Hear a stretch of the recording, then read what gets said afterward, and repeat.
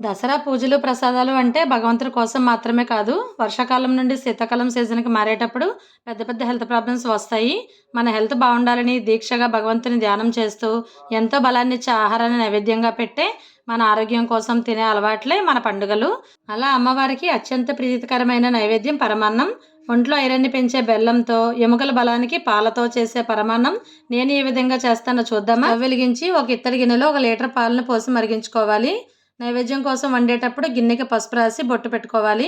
ఈలోపు పరమాన్నం కోసం ఒక ప్లేట్లో కప్పు బియ్యం, స్పూను పెసరపప్పు వేసి చిటికెడు పసుపు, 4 చుక్కలు ఆవనెయ్యి వేసి బియ్యానికి పట్టించాలి. నైవేద్యం కోసం వండుతున్నప్పుడు బియ్యాన్ని కడగకూడదు. ఇలా పసుపు, ఆవనెత్తితో శుద్ధి చేసుకోవాలి. పండుగల్లో ఖచ్చితంగా ఇంట్లో పొయ్యి మీద పాలు పొంగించాలి అని పెద్దవాళ్ళు చెప్పేవారు.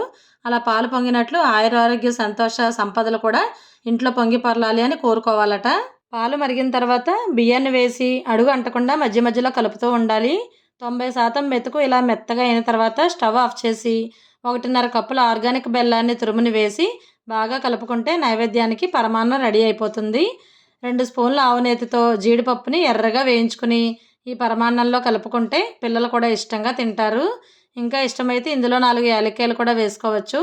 ఇలా మనం తినే ప్రతి బలమైన ఆహారాన్ని నైవేద్యంగా పెట్టి ఇంటిల్లిపాది మితంగా తినాలి అని సాంప్రదాయాన్ని మన పెద్దలు పూజల్లో కలిపి పెట్టారు. రెసిపీ నచ్చితే లైక్ చేసి ఎలా ఉందో కామెంట్ పెట్టండి.